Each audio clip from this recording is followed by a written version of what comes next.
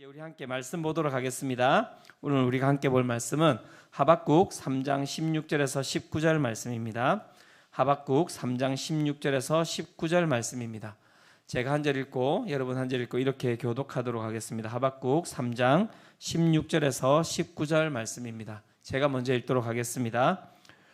내가 들었으므로 내 창자가 흔들렸고 그 목소리로 말미암아 내 입술이 떨렸도다. 무리가 우리를 치러 올라오는 환난 날을 내가 기다림으로 썩이는 것이 내 뼈에 들어왔으며 내 몸은 내 초소에서 떨리는도다.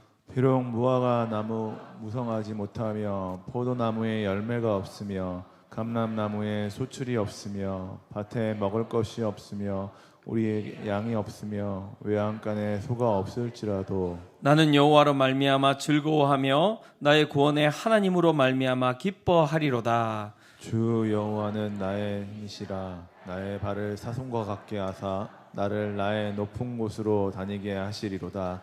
이 노래는 지휘하는 사람을 위하여 내 수금에 맞춘 것이니라. 아멘.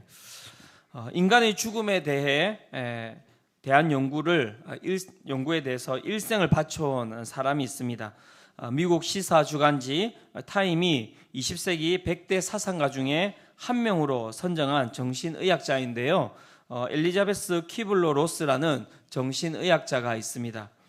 이 정신의학자가 죽음 직전의 사람들 수백 명을 인터뷰해서 그들이 죽어가는 사람들이 말하는 인생에서 꼭 배워야 할 것들을 이렇게 받아 적었고 그것을 강의 형식으로 쓴 책이 있는데 그 책이 이름이 인생 수업이라는 책입니다. 나중에 한번 우리 보시면 좋을 것 같습니다. 이 책에서 엘리자베스 키블러 로스가 인간의 내면에 대해서 이렇게 이야기를 했습니다. 우리들 각자는 내면에 간디와 히틀러가 있습니다. 이 말은 상징적인 의미를 담고 있습니다.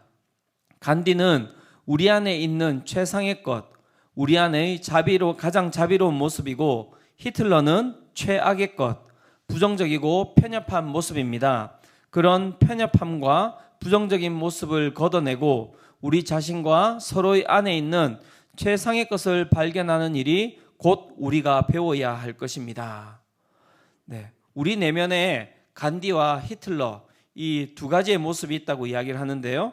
아마 죽어가는 많은 사람들이 이 정신의학자에게 이런 말을 했겠죠. 그죠? 그러면서 그 가운데 정말 최상의 것, 우리 안에 있는 자비로운 모습이 있고 그 다음에 히틀러라고 이야기하는 최악의 것, 부정적인 편협한 모습이 있는데 내 삶은 정말 히틀러가 너무나 많이 드러난 삶이었던 것 같다. 이런 얘기를 했을 것 같아요. 그래서 이 엘리자베스 키블러 로스는 뭐라고 이야기하냐면 우리 자신과 서로의 안에 있는 최상의 것을 발견하는 일이 곧 우리가 배워야 할 일이다 라고 이야기를 하고 있습니다. 제가 이 책을 갖다가 묵상하면서 이제 또 이 이야기를 묵상하면서 두 가지가 이렇게 생각이 났었는데요. 첫 번째는 이 정신의학자가 한 말을 가만히 이제 살펴봤더니 제 안에 정말 그 두 가지의 모습이 있는 거예요. 그런데 그 두 가지 모습 가운데 히틀러는 너무너무 잘 보이는데 제 가운데 간디가 잘 보이지는 않아요. 네. 그래서 내 안에 있는 최상의 것을 발견하는 것을 내가 정말 배워야겠구나라는 생각을 첫 번째 하게 되었고요. 두 번째는 우리가 배워야 할 최상의 것이라고 이야기하는데 도대체 그렇다면 최상의 것이 무엇일까에 대한 이제 생각이 들었던 것입니다. 여러분, 최상의 것이 무엇일까요? 우리는 우리 안에 있는 어떤 최상의 것을 갖다가 우리는 끊임없이 발견해야 되겠습니까? 그래서 이제 묵상하면서 생각해 봤더니 오늘이 또 추수감사의 주일이다 보니 이 최상의 것이 무엇일까요? 네, 감사라는 생각이 들었습니다. 그리고 성경을 살펴봤더니 데살로니가전서 5장 18절에 이렇게 이야기를 하고 있습니다. 데살로니가전서 5장 18절 같이 한번 읽어보도록 하겠습니다. 자, 시작. 범사에 감사하라. 이것이 그리스도 예수 안에서 너희를 향하신 하나님의 뜻이니라. 예. 뭐라고 이야기하고 있습니까? 범사에 감사하라 라고 성경이 이야기를 하고 있고요. 그 범사에 감사하라고 하는 이 말씀이 무엇이라고요? 우리를 향한 예수 그리스도 안에서 우리를 향한 하나님의 뜻이라고 이야기를 하고 있는 것이죠. 그래서 우리가 삶 가운데 끊임없이 우리 신앙 가운데 추구해야 될 것은 무엇이냐면 범사에 감사하는 것이라고 말씀이 이야기를 하고 있는 것입니다. 우리 옆에 있는 분들에게 한번 이야기해 주실까요? 범사에 감사합시다. 한번 이야기해 주실까요? 네. 네. 예. 그리고 또 이제 또 살펴봤더니 이 본헤퍼라고 아십니까? 네, 독일의 아주 유명한 신학자입니다. 히틀러의 이제 독재에 항거하다가 옥에 갇혀 사형을 당한 분이신데요. 본헤퍼라고 하는 이분이 이렇게 이야기를 했습니다. 기독교인과 비기독교인을 구분하는 방법은 간단하다. 불평과 원망을 일삼는 사람은 비기독교인이지만 범사에 감사하는 마음으로 살아가는 사람이 바른 기독교인이다. 예, 너무 명료하게 이야기를 해버려 가지고요. 저는 비기독교인이 될 뻔했습니다. 그래서 불평과 원망을 일삼는 사람을 비기독교인이라고 이야기를 하고요. 그만큼 감사가 중요하다고 이야기를 한 것이겠죠. 감사한 마음으로 살아가는 사람이 바른 기독교인이다라고 이야기를 하고 있는 것입니다. 감사는 우리 가운데 그래서 너무나 중요하다고 이야기를 하고 있고요. 우리 일생에 이것을 우리는 배워가야 된다라고 또 정신의학자가 이야기를 했습니다. 어떻습니까? 우리의 삶 가운데는 원망과 불평이 가득합니까? 아니면 감사가 가득합니까? 여러분 어떻습니까? 우리의 삶 가운데 정말 감사가 가득합니까? 히틀러가 가득합니까? 저희 예수님 하죠. 간디보다는 그래도 예수님 훨씬 낫지 않습니까? 예수님이 가득하십니까? 예. 제가 이제 앞에서도 이야기 드렸지만 참 제 삶 가운데 정말 감사가 가득하기를 원하지만 그 가운데 감사보다는 원망과 불평이 가득한 것입니다. 이거 감사하는 게 쉽지가 않은 거예요. 그래서 왜 이것이 이렇게 쉽지 않을까라고 이제 생각을 하는데 그 가운데 이제 문득 떠오르는 본문이 있었어요. 그게 어디냐면 예레미야 17장 9절인데요. 예레미야 17장 9절에 이렇게 이야기합니다. 만물보다 거짓되고 심히 부패한 것은 마음이라 누가 능히 이를 알리오마는. 우리가 세상을 바라보면서 거짓되다고 이야기를 하고 우리가 세상을 바라보면서 정말 부패했다고 이야기하는데 성경은 뭐라고 이야기하냐면요. 우리의 마음이 세상보다 우리가 욕하고 있는 그 모든 것들보다 더 부패했다고 이야기를 하고 있는 거예요. 그러니까 그 부패한 것 가운데서 이 감사한 게 잘 나올 리가 없죠. 그랬더니 마태복음 또 12장 34절에서 35절에 예수님께서 유대인들에게 이렇게 또 말씀하셨습니다. 독사의 자식들아. 이 되게 이제 독사의 자식들아 나와 있지만 예수님이 욕하신 거예요. 솔직히 이야기하면. 예. 독사의 자식들아, 너희는 악하니 어떻게 선한 말을 할 수 있느냐? 이는 마음에 가득한 것을 입으로 말함이라. 선한 사람은 그 쌓은 선에서 선한 것을 내고 악한 사람은 그 쌓은 악에서 악한 것을 내느니라. 인간이 말을 하는데 그 말을 하는 것은 결국에는 어디에 근원을 두고 있느냐라고 이야기할 때 어디에요? 마음에 근원을 두고 있다라는 거예요. 그래서 우리의 입술 가운데 감사를 선포하고 싶고 우리가 감사를 배우고 싶고 감사를 채우고 싶지만 앞에서 이야기했듯이 만물보다 거짓되고 심히 부패한 것은 우리의 마음이기 때문에 그 마음 가운데서 감사가 나오기보다는 썩고 부패하고 원망과 불평이 우리 가운데 튀어나온다라고 성경이 이야기를 하고 있는 것이죠. 그렇다면 우리는 어떻게 이 감사를 채우며 감사를 배우면서 살아갈 수 있겠습니까? 방법이 있습니까, 여러분?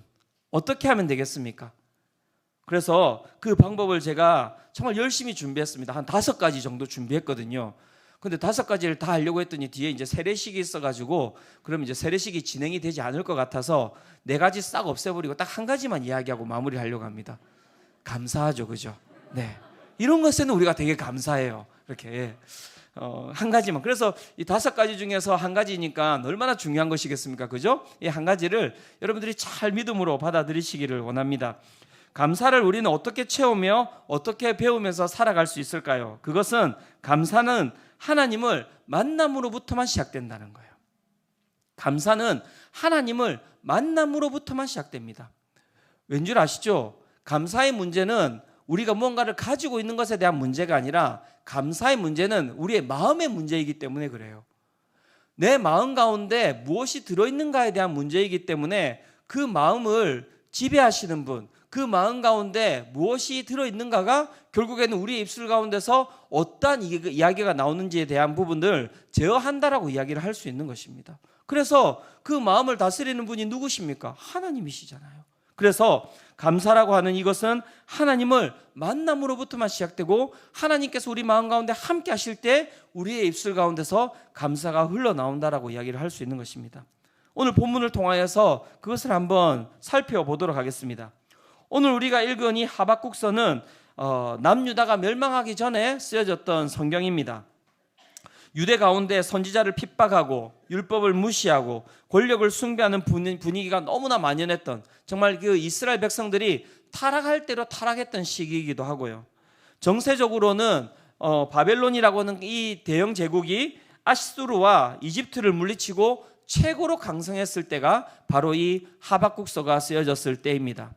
그리고 이 하박국서가 이야기하는 것은 무엇이냐면 결국 이 타락한 남유다는 어떻게 된다고요? 바벨론에 의해서 멸망당할 것이다. 그것을 이야기하고 있는 것이 이 하박국서라고 할 수 있습니다. 멸망을 눈앞에 두고 있는 이 상황 가운데 이스라엘 백성은 타락하였고요. 결국 이들은 아주 비참하게 아주 최후를 맞이할 것이다라고 성경이 이야기를 하고 있어요. 여러분, 이 가운데 소망이 있겠습니까? 희망이 있겠습니까? 세상은 타락했고 이제 이 나라는 멸망에 처하게 되었는데 어떤 소망이 있겠습니까? 어떠한 꿈이 있겠습니까? 땀을 흘릴 수 있겠습니까? 땀을 흘린들 그 어느 곳에서도 애쓴들 열매를 맺을 수 있는 상황이 아닌 거예요. 그러한 감사할 수 없는 상황 가운데 하박국서가 쓰여졌다라고 이야기를 하고 있습니다. 그리고 이 하박국 선지자가 자신이 처한 상황 가운데 하나님께 이렇게 부르짖으며 이제 나아가고 있는 거예요. 하박국 1장 2절입니다. 1장 2절 같이 한번 읽어보도록 하겠습니다. 자, 시작. 여호와여, 내가 부르짖어도 주께서 듣지 아니하시니 어느 때까지리까? 내가 강포로 말미암아 외쳐도 주께서 구원하지 아니하시나이다. 이 하박국 선지자가 하나님 앞에 부르짖었습니다. 뭐라고 부르짖었겠습니까? 주님, 이 백성을 살려주십시오. 제발 이 백성을 돌이켜 주십시오. 이 백성을 주님께서 구원하여 주십시오라고 그가 끊임없이 주님께 부르짖었는데 뭐라고요? 주께서 듣지 아니하셨다라고 이야기를 하고 있죠. 주께서 구원하시지 않으셨다라고 이야기를 하고 있습니다. 또한 그가 하나님께 또 어떻게 나가는지를 한번 살펴보기를 원하는데요. 하박국 1장 13절입니다. 1장 13절도 같이 한번 읽어보도록 하겠습니다. 자, 시작. 주께서는 눈이 정결하심으로 악을 참아 보지 못하시며 패역을 참아 보지 못하시거늘 어찌하여 거짓된 자들을 방관하시며 악인이 자기보다 의로운 사람을 삼키는데도 잠잠하시나이까? 또 지금 뭐라고 하고 있는 것이냐면 이제 하나님께서 바벨론이라고 하는 이 나라를 통하여서 정말 패악된 이스라엘을 치겠다라고 이야기를 하였더니 이 하박국이 저는 이해 안 됩니다 이렇게 이야기한 거예요. 저는 이해 안 됩니다 주님. 어떻게 바벨론이 더 악했거든요. 아주 강포하고 아주 포악하고 그런 나라였는데요. 어떻게 이 악한 바벨론으로 어떻게 이 이스라엘 백성들을 갖다가 징계하십니까? 선한 것으로 악을 징계한다면 제가 이해가 되겠는데 어떻게 악으로 악을 징계하십니까? 저는 납득이 안 됩니다. 그러니까 답을 해보십시오 라고 지금 하나님 앞에 하박국이 이야기를 하고 있는 거예요. 그런데 중요한 건 무엇입니까? 하나님은 잠잠하시다는 거예요. 그 가운데 그가 너무 이해가 되지 않는 것이죠. 왜 하나님께서는 응답하시지 않지? 왜 하나님께서는 이스라엘 백성들을 이렇게 두시지? 왜 하나님께서는 이스라엘 백성들을 이렇게 멸하시지? 정말 그 가운데 그가 이해가 되지 않아서 하나님께 지금 부르짖고 있는 것입니다. 그런데 여러분 잘 살펴보십시오. 이 부르짖은 가운데 어떠한 게 보입니까? 제가 딱 이렇게 살펴보는데 그 가운데 이런 모습이 보이는 거예요. 첫 번째는 분노예요. 분노가 가득해 보이죠. 그죠? 제가 분노가 가득 찬 모습으로 이야기를 드렸잖아요. 그죠? 네. 분노가 가득해 보이고 또 어떤 부분이 있었습니까? 상황에 대해서 이 변하지 않는 이 상황에 대해서 피곤함과 그 다음에 무엇까지 들어있을까요? 제가 보기에는 딱 말씀을 딱 살펴보는데 이 짜증까지 들어가 있는 거예요. 왜? 하나님께 기도하는데 응답하시지 않는 것 같으니까요. 왜 응답하시지 않습니까? 하나님, 정말 제 마음 가운데 분노가 가득하고 제 가운데 상황에 대한 피곤함과 제 가운데는 응답하시지 않는 하나님에 대한 짜증이 너무나 가득합니다. 하나님 제발 응답 좀 하십시오 라고 지금 이야기하고 있는 게 하박국서 1장의 2장의 내용이라고 할 수 있습니다. 아무리 선지자라도 여러분, 이런 상황 가운데는 어쩔 수 없는 것 같습니다. 사랑하는 성도 여러분, 위로가 되시기를 바랍니다. 선지자도 분노합니다. 선지자도 피곤하고요. 선지자도 짜증이 나나 봅니다. 별로 감사하지 않으시군요. 예, 여러분, 저는 위로가 되더라고요. 아, 그래, 하박국 선지자나 나나 똑같구나. 예, 똑같습니다, 여러분. 그 가운데서 어쩔 수 없는 것이죠. 여러 가지 상황들이 그 가운데 닥쳐왔을 때 그가 할 수 있는, 반응할 수 있는 것이 여러분, 이러한 분노와 그 가운데 피곤함과 그 가운데 짜증밖에 없다라는 거예요. 그런데 우리의 삶을 살펴보면 이 하박국과 똑같은 것 같습니다. 우리의 삶에 여러분, 뭐가 되는 게 있습니까? 우리 청년들, 여러분, 요즘 정말 사는 게 쉽지 않잖아요. 진로에 대한 부분들도 그렇습니다. 하나하나 내가 뭔가를 갖다가 살펴보고 준비해보지만 내가 원하는 대로, 내 꿈대로 가는 청년들이 몇 명이 됩니까? 그러니까 정말 항상 고민하는 게 진로예요. 항상 고민하는 게 어느 길로 가야 될지. 길을 가고 있음에도 불구하고 자신의 길에 대해서 항상 힘들어하는 것이죠. 진로만 그렇습니까? 결혼에 대한 부분들도 마찬가지죠. 끊임없이 좋은 배우자를 찾는다고 하는데 이 잘 없는 것 같아요. 제가 이 이야기 이제 더 이상 하지 않도록 하겠습니다. 그죠? 네. 답답해요. 어쨌든 결혼 이야기 나오면 막 너무너무 힘들어하는 우리 청년들이 너무나 많습니다. 이번에 뭐가 있었습니까? 수능이 있었잖아요. 수능은 어떻습니까? 끝나고 나서 많은 좀 정말 우리 학생들이 힘들어했을 것 같아요. 왜요? 자신이 정말 최선을 다하고 노력을 했는데도 불구하고 자신이 원했던 결과가 나오지 않으니 그 마음 가운데 얼마나 큰 힘듦이 있겠습니까? 이제 이번 주 토요일에는 뭐가 있습니까? 임용이 있습니다, 여러분. 임용. 기도해 주셔야 돼요. 임용고시 치는 분들 위해서. 막 지금 얼마나 많은 두려움이 있을지 모를 것 같습니다. 막 안에 두려움이 있고 불안함이 있고, 그죠? 토요일이 안 왔으면 좋겠고, 그런데 반드시 올 거거든요. 예. 그 가운데 얼마나 힘듦이 있냐고요. 뭐 시험, 진로, 결혼 문제만 있겠습니까? 출산에 대한 부분들도 요즘 얼마나 많은 어려움이 있습니까? 출산하지 못해서 힘들어하는 가정들이 여기저기 너무나 많이 보입니다. 참 쉽지 않죠. 관계에 대한 부분들, 직장에서의 진급에 대한 부분들. 여러분, 아이를 낳으면 행복합니까? 그렇지 않잖아요. 그죠? 출산 이후에도 또 육아를 할 때도 너무나 힘들죠. 기저귀 떼고 나면 좀 괜찮을 줄 알았더니 더 힘들어지죠. 그죠? 애가 좀 걸으면 괜찮을 줄 알았더니 애가 안 걸을 때가 훨씬 더 낫다는 걸 깨닫게 되는 겁니다. 초등학교 가고 중학교 가고 고등학교 가고 뭐가 끝날 것 같지만 대학 가도 끝나지 않아요. 그래, 결혼하면 끝날 것 같다고 생각했지만 결혼하고 났더니 애를 3명을 더 안기네요. 뭐 이런 일들이 이제 계속해서 벌어지는 거죠. 육아가 평생 육아예요. 평생 육아. 끝이지 않아요. 예. 그러니까 처음에는 좋지만 그게 정말 좋은가요? 가면 갈수록 상황이 내 마음 가운데 힘듦으로 다가오는 것이죠. 또한 우리 이 시대는 우리 가운데 이제껏 맛보지 못했던 그런 어려움을 계속해서 경험하고 있습니다. 부모님들에 대한 부분들도 마찬가지죠. 부모님을 케어하는 일들이 끝나지가 않는 거예요.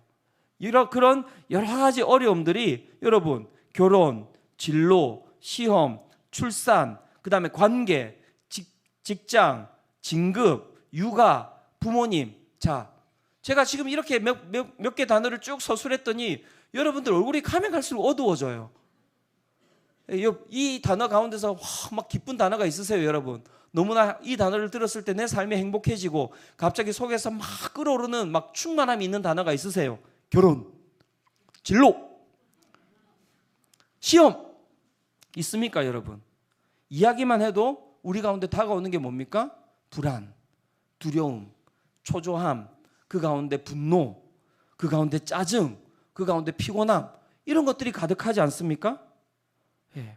그래서 앞에서도 이야기했듯이 우리의 삶 가운데 여러분, 히틀러가 사라지지 않는 거예요. 히틀러가 사라지지 않는 거예요. 저도 집에 가면 저희 아이들한테 히틀러예요, 거의 뭐. 예. 와, 아빠 그 다음 히틀러잖아요. 그 다음에. 예. 예수님 1초, 히틀러 영원히, 뭐 이런 식으로 이제 다가가지 않습니까? 이게 쉽지가 않은 거죠.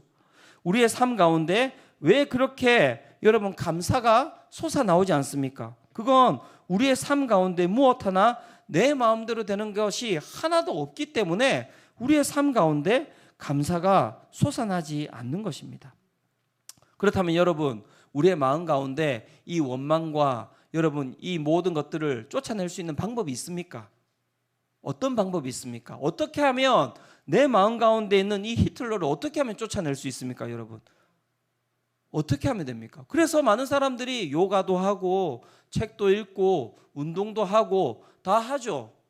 텃밭도 가꾸고. 그런데 그렇게 하면 히틀러가 여러분 사라집니까? 너무너무 신기한 건 내 마음이에요. 내 마음. 나의 것이라고 이야기하는데 내 마음인데 내 마음대로 되지 않는 게 내 마음이잖아요. 그래서 여기 여러분 오늘 진리가 있습니다. 여기 오늘 진리가 있습니다.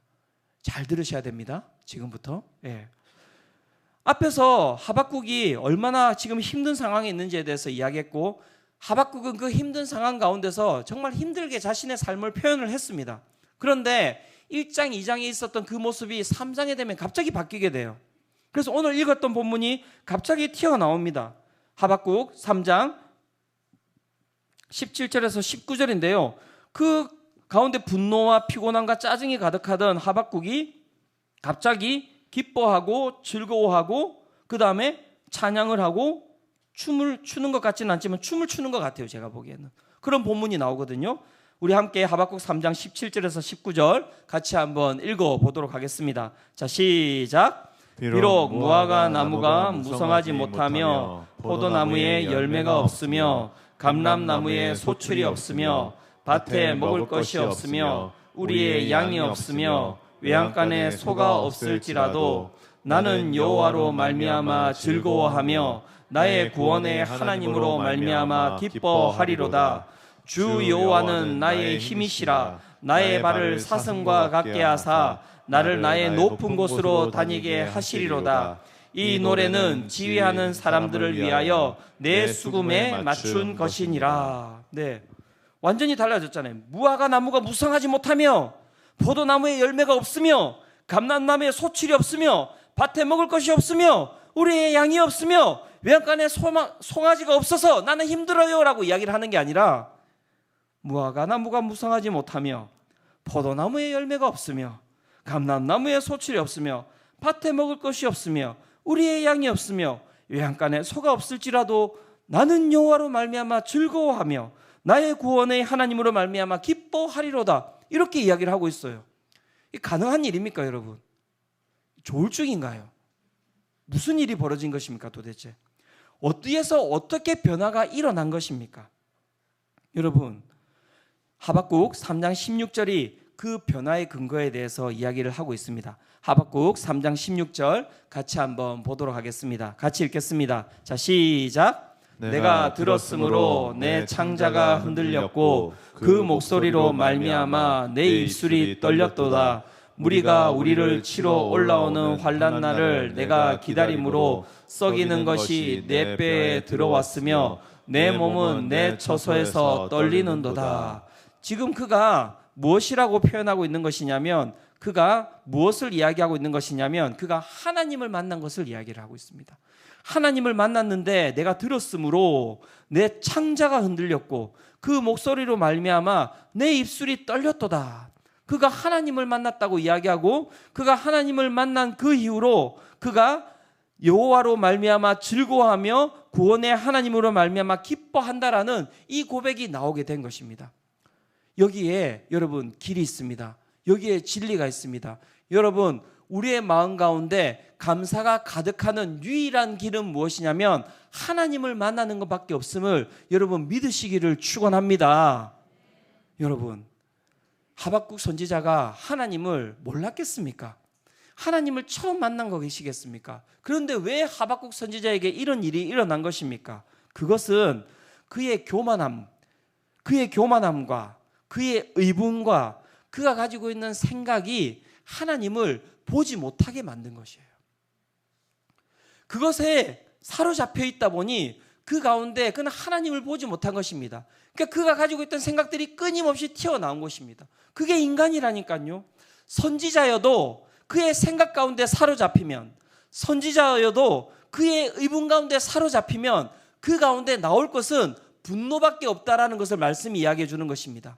그것이 벗겨지고 그 가운데서 하나님을 만날 때, 우리의 영안이 열려서 하나님을 만날 때 우리의 삶 가운데 그 모든 원망과 분노와 고통은 사라지고 우리 가운데 하나님을 만남으로 말미암아 그 감사가 우리 가운데 솟아져 나온다.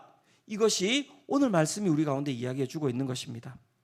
사랑하는 성도 여러분, 요한복음 7장 그래서 37절에서 38절이 이렇게 이야기를 하고 있습니다.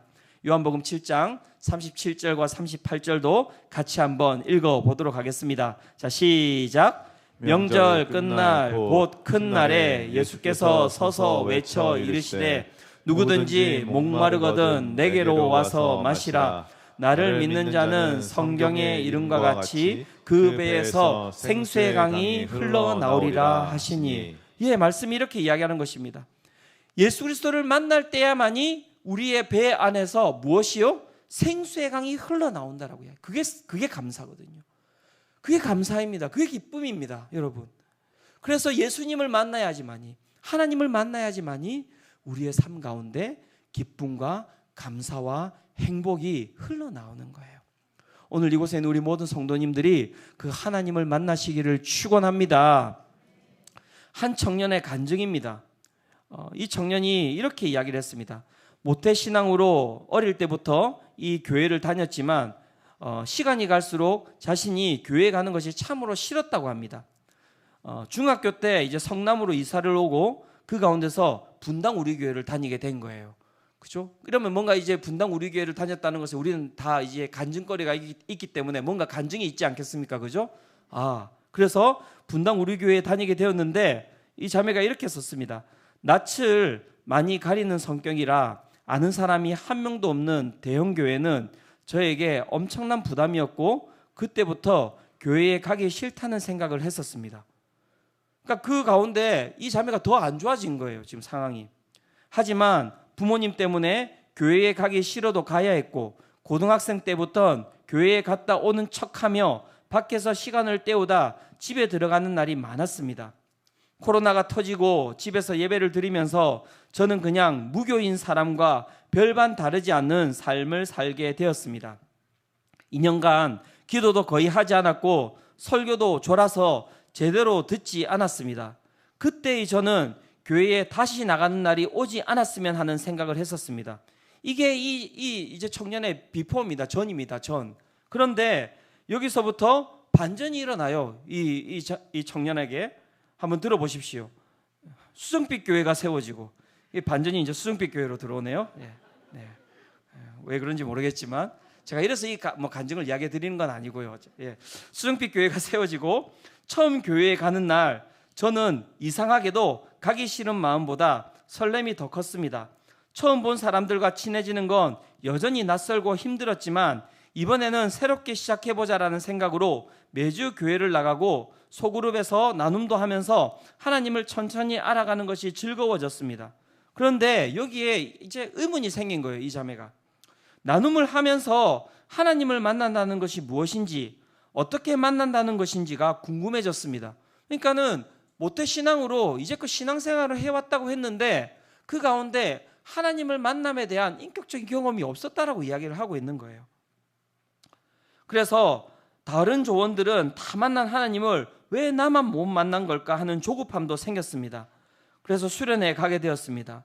수련회에 갔는데 기도하는 시간이 있었습니다. 그 가운데 저도 기도하였습니다. 하나님, 저도 만나주세요. 하나님, 저도 만나주세요. 이렇게 반복해서 기도를 했는데 그 순간 온몸이 떨리고 눈물이 멈추지 않았습니다.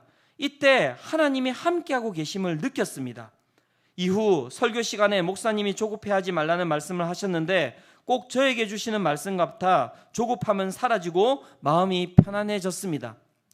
수련회 때 받은 은혜를 꾸준히 이어가야지 했던 다짐이 느슨해질 때쯤 특세 기간이 왔고 엄마가 같이 가자 했을 때 바로 알았다고 대답이 나오는 저를 보며 하나님이 일하고 계신다는 것을 다시 한번 느끼게 되었습니다. 이상한 일 벌어진 거 아닙니까? 그리고 마지막으로 딱 이렇게 적어놨습니다. 앞으로 더욱 가까워질 하나님을 기대합니다. 보십시오.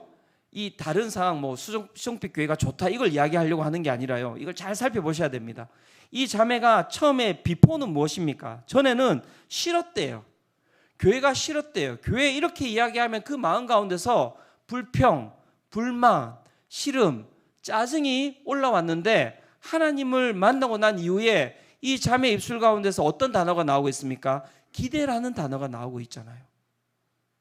여러분, 안 이상하세요? 당연히 그럴 수 있을 거라 생각하십니까? 그게 아니라 이게 진리라고요. 하나님을 만날 때 우리 가운데 있던 그 모든 싫음이라고 이야기하는, 짜증이라고 이야기하는 것은 사라지고 그 가운데 어떤 단어가 자리 잡는다고요? 기대한다라는 그 단어가 우리 가운데 자리 잡는다라고 말씀이 이야기를 하고 있는 것입니다. 결국 우리 가운데 감사가 충만히 흘러나오기 위하여서 우리가 여러분 해야 되는 것은 무엇입니까? 다른 게 없어요. 하나님을 경험하는 것입니다. 그것 외에는 우리의 입술 가운데서 나올 만한 것이 없다라고 말씀이 이야기를 하고 있는 것입니다. 그래서 하박국 3장 19절은 우리 가운데 너무나 중요한 진리를 이야기를 해주고 있습니다. 하박국 3장 19절 같이 한번 읽어보도록 하겠습니다. 하박국 3장 19절입니다. 자, 시작. 주 여호와는 나의 힘이시라. 나의 발을 사슴과 같게 하사 나를 나의 높은 곳으로 다니게 하시리로다. 이 노래는 지혜하는 사람을 위하여 내 수금에 맞춘 것이니라. 하나님을 만날 때 하나님께서 주시는 그 힘이 우리 가운데 있는 어둠을 다 사라지게 만들고 우리 가운데 기대를 불러일으키고 우리 가운데 기쁨을 불러일으키고 우리 가운데 감사를 불러일으켜서 우리의 삶이 감사의 삶으로 나아갈 수 있다라고 성경이 이야기를 하고 있는 것입니다. 다른 길이 없어요. 하나님만이 우리의 힘이 되셔야지만이 우리의 삶이 변화된다라고 말씀이 이야기를 하고 있는 것입니다. 여러분들 오늘 이 예배 가운데 나의 힘이 되신 여호와 하나님을 만나시기를 축원합니다. 그 하나님을 만날 때 무화과 나무가 여러분 열매를 맺지 않아도 된다는 거예요. 포도나무에 열매가 없어도 된다는 것입니다. 감람나무에 소출이 없어도 된다는 것입니다. 양이 없어도 외양간에 소가 없어도 내 가운데 내 영혼 가운데 무엇이 충만하게 채워졌는데 그 충만함이 나를 기쁘게 한다는 거예요. 나를 즐겁게 한다는 것입니다. 그래서 이것이 성도의 삶이라고 이야기를 하는 거예요. 그래서 하나님을 만났던 사람들의 삶은 다 이런 고백을 하고 있습니다. 빌립보서 4장 10절에서 12절 바울이 이렇게 고백하고 있습니다. 함께 읽어보겠습니다. 자, 시작. 내가 주 안에서 크게 기뻐함은 너희가 나를 생각했던 것이 이제 다시 싹이 남이니 너희가 또한 이를 위하여 생각은 하였으나 기회가 없었느니라. 내가 궁핍함으로 말하는 것이 아니니라. 어떠한 형편에든지 나는 자족하기를 배웠느니 나는 비천에 처할 줄도 알고 풍부에 처할 줄도 알아. 모든 일 곧 배부름과 배고픔과 풍부와 궁핍에도 처할 줄 아는 일체의 비결을 배웠노라. 여러분 배워야 된다고 이야기했지 않습니까? 어떻게 배울 수 있습니까? 유일하게 우리가 그 감사를 우리 가운데 최상의 것을 채울 수 있는 그 배움의 길은 예수 그리스도를 만나는 것 외에는 없습니다. 예수 그리스도를 만날 때 우리의 삶 가운데는 감사의 열매가 가득한 거예요. 예수 그리스도를 만날 때 우리의 삶 가운데는 기쁨의 열매가 가득한 것입니다. 예수 그리스도를 만날 때 우리 가운데는 행복의 열매가 가득한 거예요. 그렇게 살아가는 것이 성도의 삶이라고 이야기를 하는 것입니다.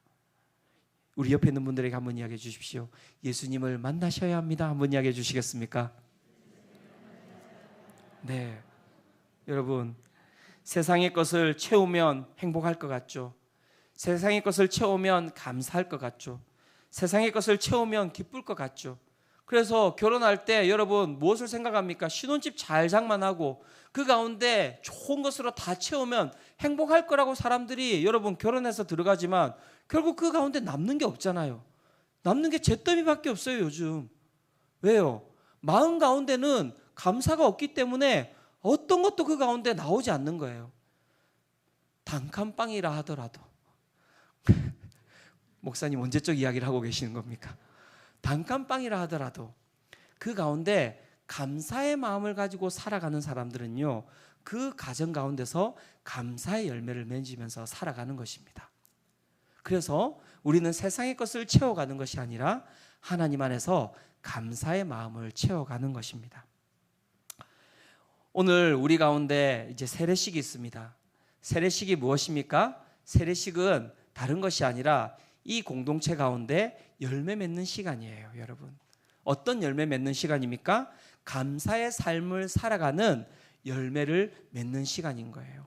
감사의 삶을 살아가는 공동체가 그 가운데 세례식을 베풀 때 그 가운데 또 한 명의 감사의 삶을, 행복의 삶을, 기쁨의 삶을 살아가는 사람들이 열매 맺히는 것입니다. 이것이 바로 교회라고 할 수 있는 것입니다. 이 시간 우리 세례식 전에 우리 세례받는 한 분의 간증을 듣고 설교를 마무리하고 세례식으로 들어가고자 하는데요. 이 시간 우리 세례받으신 우리 염승은 성도님 나와서 간증해 주실 때 우리 박수로 한번 맞아주시면 감사하겠습니다.